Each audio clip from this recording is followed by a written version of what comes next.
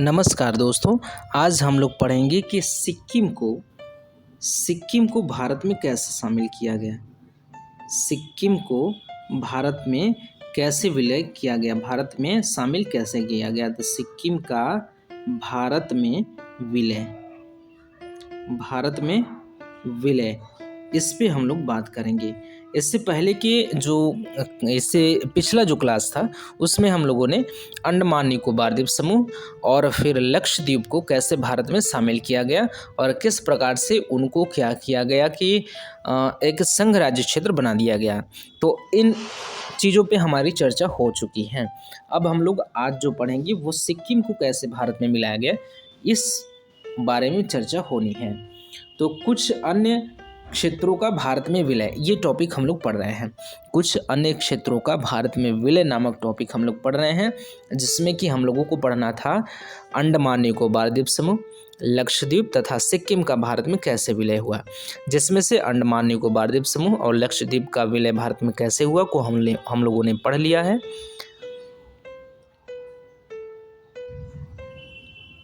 और आज जो हम लोग पढ़ेंगे वो पढ़ेंगे सिक्किम को भारत में कैसे शामिल किया गया, अर्थात सिक्किम का विलय। सिक्किम का भारतीय संघ में विलय शेष क्षेत्रों से काफी अलग तरीके से हुआ था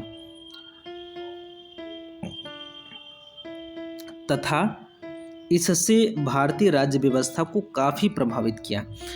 इसने भारतीय राज्य व्यवस्था को काफ़ी प्रभावित किया। तो सिक्किम को भारत में विलय करने के तरीके, सिक्किम को भारत में शामिल करने के क्रम में क्या हुआ, भारतीय राज्य व्यवस्था काफ़ी प्रभावित हुई। ये अभी आने वाले कुछ ही मिनटों में हम लोग देखेंगे कि किस प्रकार से हमारी भारतीय राज्य व्यवस्था प्रभावित हुई सिक्किम को भारत में शामिल करने के क्रम में। तो ब्रिटिश शासन के दौरान सिक्किम भारतीय रियासत था। तो जिस समय भारत में अंग्रेजों का शासन था, गुलाम थे हम लोग, उस समय क्या था, सिक्किम एक भारतीय रियासत था। इसका शासक वंशानुगत होता था। ये यहाँ पे राजतंत्र था, तो इसका शासन वंशानुगत होता था, जिसे चोंग्याल कहा जाता था। तो यहाँ के शासक को चोंग्याल कहा जाता था, तो इस बात को आप याद रखिएगा। तो यहाँ के शासक जो था उनको चोंग्याल कहा जाता था। भारत की स्वाधीनता के समय सिक्किम की जनता का एक बड़ा भाग भारत के साथ विलय चाहता था, किंतु राजा के शासन तथा कुछ अन्य कारणों से ऐसा नहीं हो सका। तो जब भारत आज़ाद हो रहा था, भारत की स्वाधीनता के समय सिक्किम की जनता चाहती थी कि हम भारत में शामिल होंगे। पूरी जनता नहीं, एक बड़ी जनसंख्या, फिर भी अगर जनमत संग्रह होता तो भारत के पक्ष में ही होता, क्योंकि बहुत बड़ी जनसंख्या चाहती थी कि हमारा जो शासन प्रशासन हो भारत के हाथ में हो। लेकिन वहाँ का जो राजा था, राजा नहीं चाहता था, वो राजतंत्र को बनाए रखना चाहता था। तो इसलिए उसने उसके शासन के कारण और कुछ अन्य कारणों से ऐसा नहीं हो सका, भारत में शामिल नहीं हो सका। तो आगे हुआ क्या कि ब्रिटिश साम्राज्य खत्म होने के बाद सिक्किम और भारत सरकार के बीच एक संधि हुई। जब ब्रिटिश साम्राज्य समाप्त हो गया तो सिक्किम और भारत ने एक संधि किया। उस संधि के तहत भारत सरकार ने सिक्किम के विदेशी मामले वो ले लिए, विदेशी मामले, प्रतिरक्षा तथा संचार, विदेशी मामले, प्रतिरक्षा तथा संचार के उत्तरदायित्व तो अपने हाथ में ले लिया। तो इन दोनों के बीच में, भारत के बीच में और सिक्किम के बीच में समझौता होता है कि सिक्किम का विदेशी मामला, प्रतिरक्षा और संचार भारत के हाथ में होगा। उसके बाद मई 1974 में क्या हुआ, सिक्किम में एक कांग्रेस पार्टी है, तो सिक्किम कांग्रेस ने लोकतंत्र की ओर एक बड़ा कदम उठाते हुए चोग्याल के शासन की समाप्ति का निर्णय किया। तो लोकतंत्र स्थापित करने के लिए सिक्किम कांग्रेस ने क्या किया, चोग्याल के शासन को समाप्त करने का निर्णय ले लिया। इसके बाद क्या होता है, इसके अनुरूप सिक्किम की विधानसभा ने सिक्किम शासन अधिनियम 1974 पारित किया। चोग्याल पर दबाव डाला गया कि वह इस अधिनियम को स्वीकृति प्रदान करें। इस अधिनियम के आधार पर सिक्किम राज्य की प्रभावी शक्ति विधानसभा के पास चली गई तथा चोग्याल सिर्फ संवैधानिक अध्यक्ष रह गया।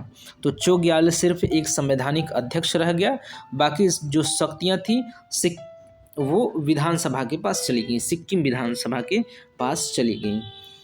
इसके बाद क्या होता है कि सिक्किम विधानसभा ने इसी समय एक संकल्प पारित किया।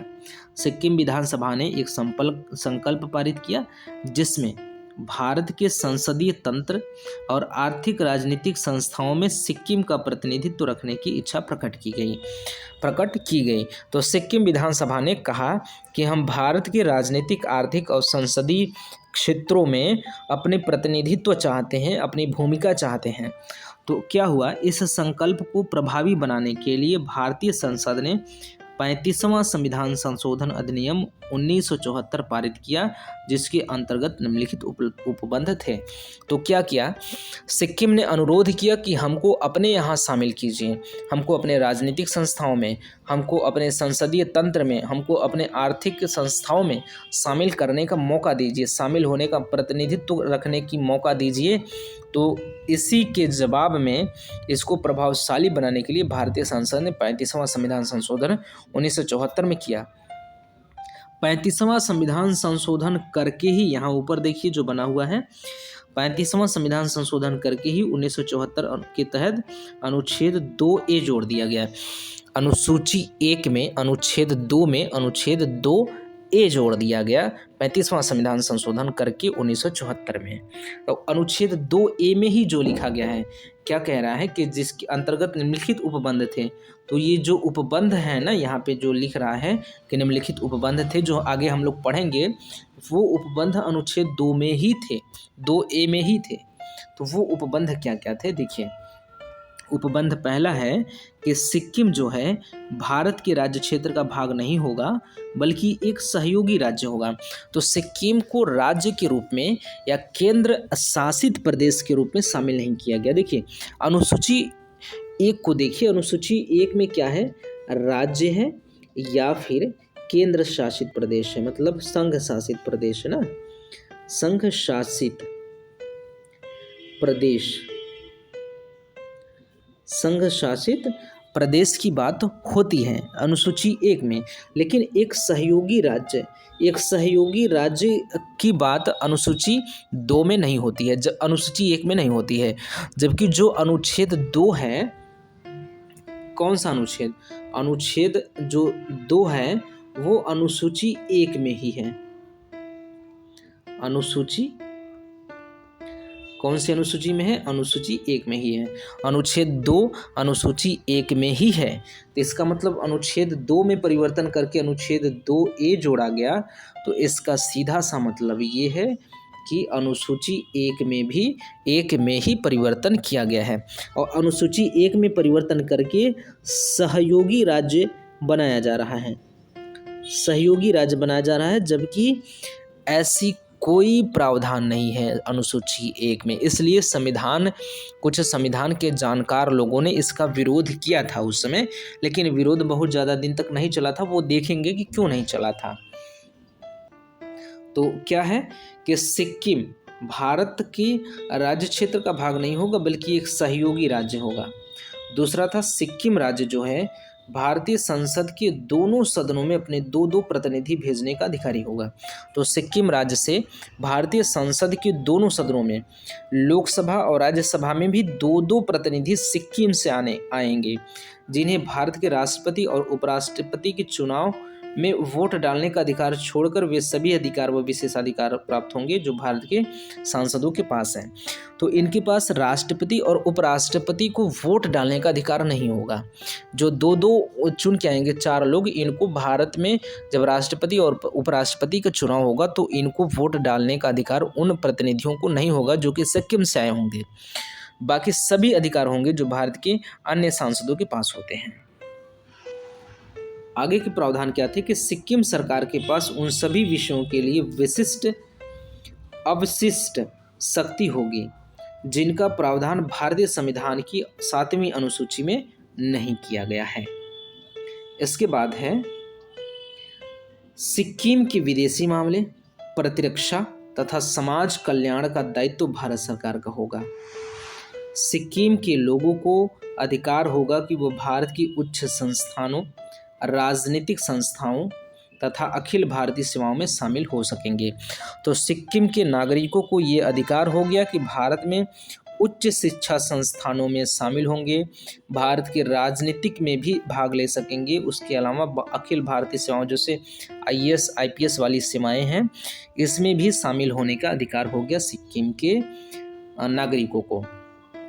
आगे क्या है, जब भारतीय संसद ने 35वां संविधान संशोधन अधिनियम पारित करने की प्रक्रिया में थी, तब चोग्याल ने इसका विरोध करते हुए अंतर्राष्ट्रीय संस्थाओं से आग्रह किया कि वे भारत की इस कार्यवाही का विरोध व हस्तक्षेप करें।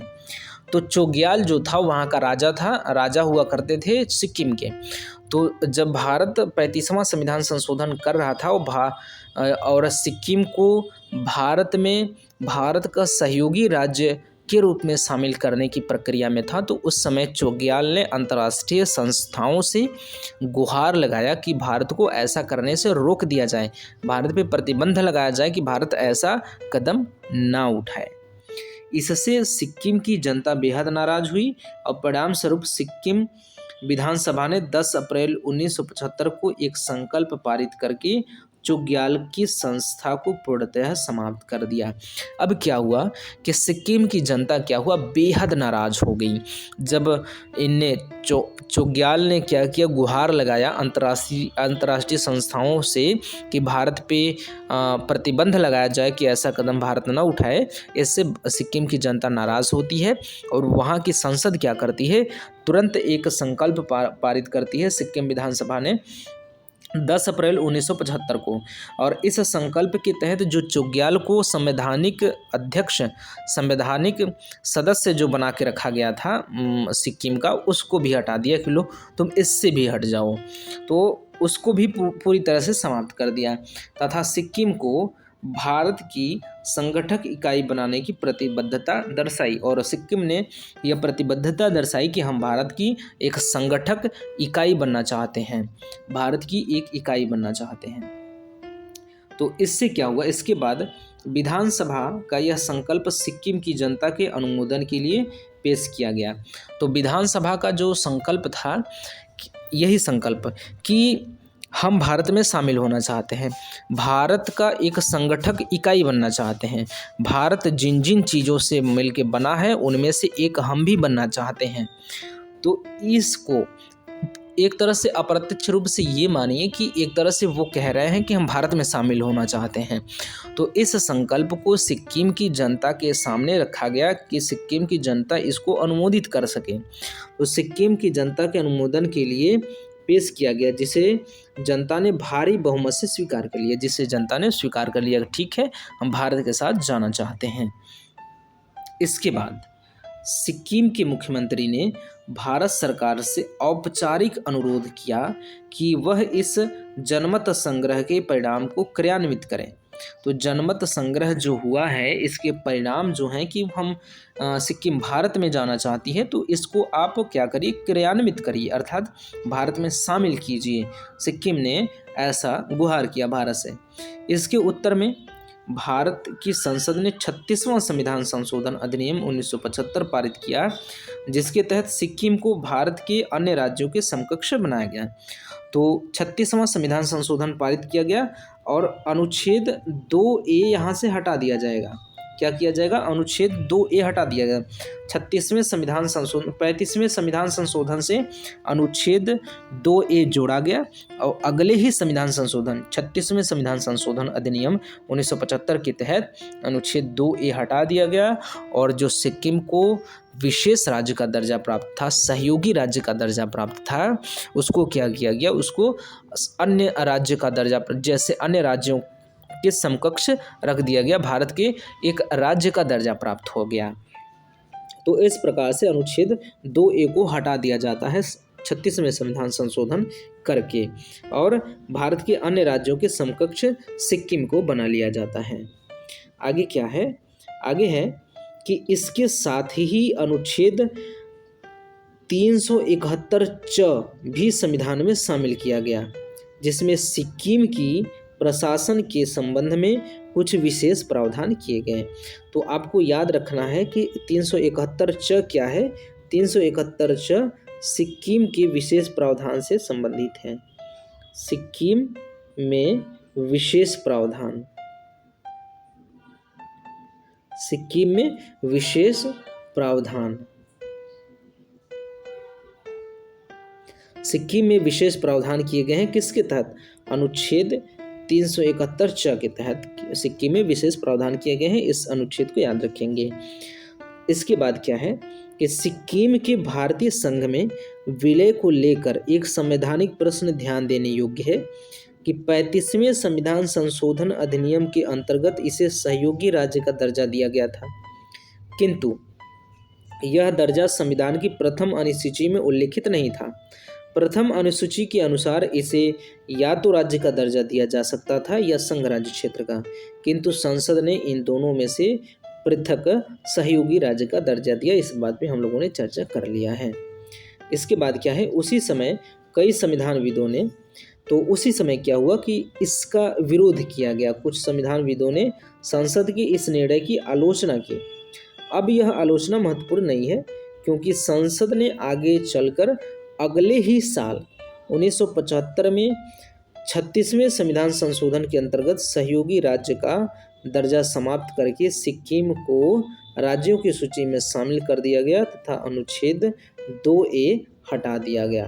तो यहाँ पे हमारा समाप्त हो जाता है सिक्किम का भारत में विलय कैसे हुआ। तो यहाँ पे हमारा सिक्किम के बारे में भी समाप्त हो जाता है। इसके बाद क्या हम लोग पढ़ने वाले हैं? इसके बाद पढ़ने वाले हैं हम लोग तार्किक आधारों पर राज्यों का पुनर्गठन।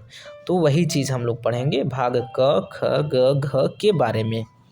ठीक है, तो मिलते हैं हम लोग अगले वीडियो में। तब तक के लिए धन्यवाद।